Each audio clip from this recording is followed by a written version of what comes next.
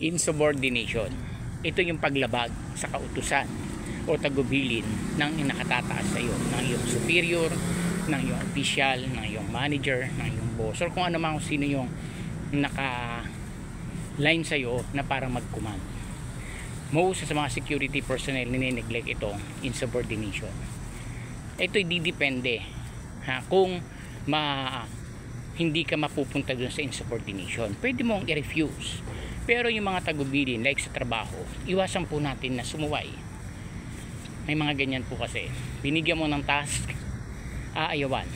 Ang sagot kasi, hindi daw siya akma doon. Baka ano lang ang mangyari. Ayaw kong lokohin ng sarili ko, sir. Kaysa naman mapunta ako dyan. Kung titingnan natin, may point siya. Pero ang point is this. Tinanggap mo ang trabaho ng security guard or kahit ano pa man yan, but I have to focusing to the security personnel na naging security guard ka. Alam ng official po ninyo kung ano yung kakayanan mo, kung ano yung akma para sa'yo. Hindi ka ilalagay dyan para ma-damage kung ano yung area of responsibility na ipinahawak sa'yo, sapagkat magre-reflect sa kanya yan. That is a command responsibility. Now, kung sakali naman may reason ka kung bakit, pwede naman, may intindihan yon ng officer. Siyempre, bago naman kayo bigyan ng mga task, tinitingnan muna kung kaya ba ng iyong kaalaman, ng iyong kakayanan, yung ibibigay na task sa'yo. So kung hindi, bakit ibibigay? Ngayon, makikita doon na talagang nagre-refuse ka kasi pang personal interest na yan. Diba? So, hindi po dapat natin gagawin yan, mga security personnel. Kasi, mawawala ng kumpiyansa yung iyong officer na manatili ka sa detachment na hawak niya.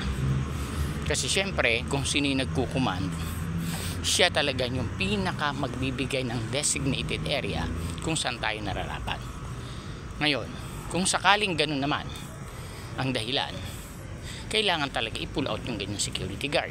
Kasi pwedeng pamarisan ng iba yan. Siyempre, pag may guard mounting, lahat naririnig yan, nakikinig yan, natural, kahit man tayo lumagay sa posisyon ng ating mga security guard, pwede naman palang tumanggi. Sa susunod, tatanggi din ako. Marami pong ganyan. Hindi natin mabiblame. Kasama na yan talaga sa lahat na may observant. Kaya nga sabi ko nga sa guard mounting namin, being observant, tama po yun as a security person, kahit naman sino eh. Pero habang nag-observe ka at alam mong hindi akma sa iyong pananaw base dun sa kanilang ginagawa, so dapat we have to ask question, or pag-aralan muna natin, have to study. May pag nakita rin sagot, ay kaya pala, ganun lang pala, kaya pala yung reason. Di ba marami naman nangyari sa atin ganyan? Ganito lang pala ginagamit to. Akala ko ba naman kung gagawin. So, observant ka, pero nung inaral mo, nalaman mo kung ano yung katotohanan, ano yung sagot dun sa tanong mo. Kasi pag hindi mo ginawa yun, judgmental tayo. Diba? Kasi may sinasabi ang iba, bakit yung iba, sir? Hindi naman dumaan sa roving. Yan yung mga ano nila. So, pinapaliwanag natin, yung reason, bakit hindi mo na sila dumaan dyan. Diba? So, bibigyan natin kasi sa mga officer po, ang tinitingnan yan, ano yung masusustain yung client, yung mga visitors natin. Kasi maraming demand dyan sila. When it comes to security, lalo sa mga entrance, hindi natin minamaliit ng iba, ano po, yung hindi maayos pa mag-uniform, medyo lousy talaga. Minsan, ang hirap talaga ikumat yung mga yan. Lalo yung mga may katigasan ng ulo po talaga, ng mga security guard. Naku po, sabi nga lahat puputi sa'yo. Di ba? May mga ganyan. So, kailangan i-cast out na yan. Hindi to para sabihin na sobrang nakakaawa. Bigyan natin ng chance, 1, 2, 3, 4, wag na. Kumbaga, pangit pakinggan, itapon na yan. Kasi, you know, it will suffer a lot of security personnel who have to duty on that area kung pababayaan natin yung mga ganitong klase ng security guard. Tandaan natin, ang imahe na kung saan tayo naka-assign, nagre-reflect sa atin yan. Di ba sabihin, anong gwardiya nyo dyan, bakit ganyan? Ang dumi-dumi ng uniforme, mukhang hindi naliligo.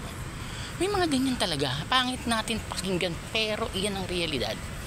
So ang gagawin namin mga officer, itatransfer namin iba, kailangan makahanap tayo na talaga namang kakikitaan na okay itong mga guard na to.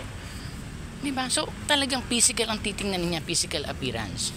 Hindi agad yung kung ano yung trabaho na kaya mong gawin. Kasi hindi ka nila kilala pa eh. So titingnan niyan physically. Pag untidy ka, lousy ka, alam nila hindi ka marunong magtrabaho. Kaya ito yung minsan na akala nila sobrang higpit ng isang officer sa detachment. Hindi po yun. Ang tinitingnan dyan, kasi kasama ang agency dyan madadamage. Kaya dapat yung mga ganyan na ayaw sumunod, gawan agad ng report and then forward to your agency. Explain sa kanila. Kasi kailangan yun. Hindi para sirain ng agency, hindi para wala tayong tao. It is not the reason na para gawin nila ang gusto nila kasi kulang sa manpower. That is our duties as an agency to provide the security personnel. Hindi lang security personnel ha, effective security personnel. Hindi sabihin perfect talaga. Yung meron man siyang isang konting spark na kaya niyang mag-grow kapag napunta siya doon. Yung iba ayaw. Minsan bago pa lang, sir, ayoko dyan, hindi ako pwede dyan.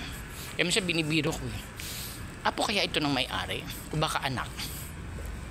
Kahit masabi ko, kahit anak ka ng may-ari, ikaw ang tigapagmana, negosyo yan, tatanggalin ka dyan. Mawawala ng kliyente sa agency. Madadami pa ibang mga gwardiya. Saan dadali ng agency yan? Di sakit ng ulo. O kung nag-iisa lang yan, itapon na yan. Pangit pakinggan po yung term ko. But kailangan pag guard ka, hindi ka pwedeng balat sibuyas. Pag naramdaman mo, tama naman, change. Hindi nyo nagdadramang bukid. Ang daming sinabi, napapahiya ako. Dapat sabi ko, dapat ka lang mahiya. Kasi tingnan mo naman yung ginagawa mo. Diba? So, ano lang po yan natin ha. Pang ano lang natin sa kanila. Dapat mag-grow tayo. Sayang po kasi yung opportunity na binibigay. Sa panahon ngayon, ang daming security guard na hindi naman talaga pa sila allowed na hawakan ang posisyon as security guard.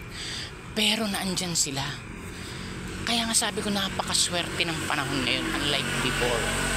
Na talagang pag kami nag-apply, naku po, natatapon ang aming mga folder. Pag hindi maayos yan, dampot ka na naman. Ngayon naman instant na. Tapos ang iba, pasaway pa. Hindi binibigyan ng halaga. Kaya dapat po kung ano yung utos, tagubilin ng ating mga superior, sundin po natin. Kasi ang insubordination, mabigat po na kaso yan. Nilalabag mo ang kautusan, una ng official mo, pangalawa ng agency kung saan ka nakatitinig, pangatlo ang client natin. Kaya dapat pakamahalin, at kung hindi naman talaga kaya, refuse, file a resignation.